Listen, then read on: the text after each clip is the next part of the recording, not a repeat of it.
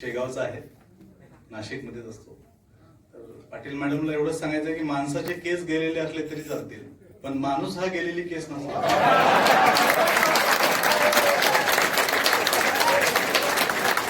याचे खूप उपयोग आहे सर. याचे खूप उपयोग आहे सर. तुम्हाला कोजागिरीला 1 वर्ष वाट पाहावं लागते. मी माझ्या घरी दूध पाहायला जरी गेलो तरी कोजागिरी होते.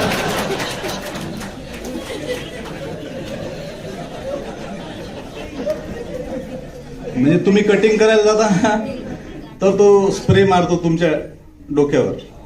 माझ्या डोक्यावर स्प्रे मारायची गरज नाही, फक्त फॅन बंद करतो, घाम येतो, केस कापून टाकतो. तर हे म्हणजे कवितेचं शीर्षकही तेच आहे, माझ्या दोस्ताचं लग्न. पूर्ण वराडीत कविता आहे आणि कवितेमधून काहीच बोध घेण्यासारखं नाही, फक्त हास्य कविता आहे. म्हणजे अशा एका मित्राचं लग्नच होत नाही ज्याचं टक्कली झालेलं आहे, ज्याचं 35, 36, 37, 38 वर्ष झाला, पण याचं लग्नच होत नाही. हा अमेरिकेत असता तर याचे 2 लग्न झाले असते. तर मग हा माझ्याकडे आला, मला म्हणे की तू कवी आहे, तुम्हाला काहीतरी आयडिया दे. माझी आई सगळ्या पोरी रिजेक्ट करून टाकते म्हणे. मग मी त्याला आयडिया दिली की तू तुझ्या आईसारखी दिसणारी पोरगी पाय आणि मग पोरगी पाहायला जा, तुझी आई सिलेक्ट करून टाकेल. मग याने याच्या आईसारखी दिसणारी पोरगी पाहिली, तरी याचं लग्न जुटलं नाही. का बरं? याच्या आईसारखी दिसणारी पोरगी याच्या बापाने रिजेक्ट केली.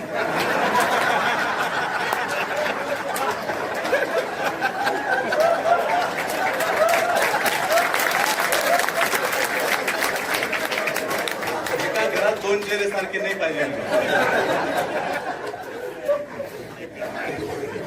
इतकं डेंजर काम आहे. म्हणजे याच्यावर मी 2 ओळी लिहिल्या की माय म्हणे बाबू तू लग्न कधी करतं आणि 2-3 वर्षात तू ढेरी येईन वरत. माय म्हणे बाबू तू लग्न कधी करतं, 2-3 वर्षात तू ढेरी येईन वरत. असं करून तू हवाला चाललं जाईन वय आणि म्हणून म्हणतो करू नको आता हाय गय. मग याच्या आईला हा 2 ओळीत उत्तर देते. उत्तर आवडलं तर मला माहिती पडू द्या की लग्न झाल्यावर प्रेमाले माय फुटतीन 2 रस्ते आणि मग नाही म्हणाचं मला निरा बायको जवळ बसते. तर हा असं म्हणजे याचं लग्नच होत नाही सर. हा एका ठिकाणी पोरगी पाहायला गेला.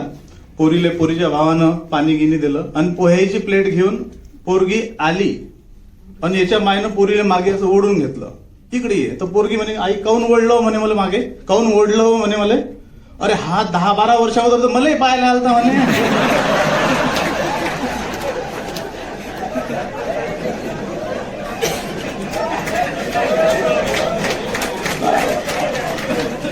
तर या अशा दोस्ताचं लग्न हे एक कविता आहे.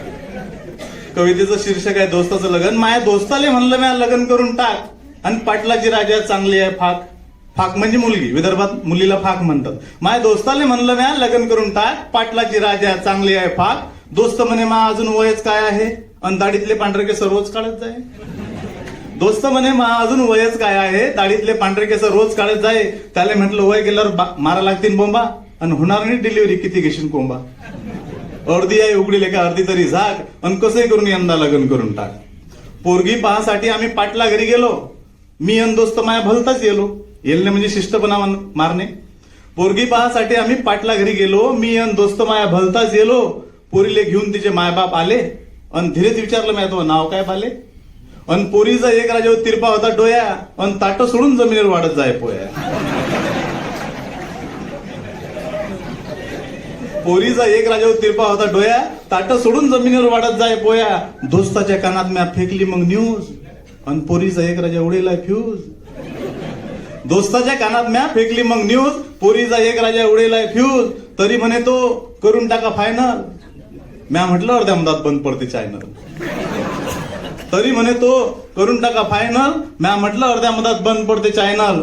बस याचाच राजा मला पडला होता धाक. तरी म्हणून दोस्ताले तो लग्न करून टाक. लग्नाच्या दिवशी पहा काय मजा येते. तर जिगरी होता दोस्ताना म्हणून सारखा शिवला ड्रेस, कडक दिसावं म्हणून तो मस्त केला प्रेस. जिगरी होता दोस्ताना म्हणून सारखा शिवला ड्रेस, कडक दिसावा म्हणून तो मस्त केला प्रेस. हार टाकाच्या वक्ती असा दांगडो झाला आणि गळ्यात येऊन पडली मायावर.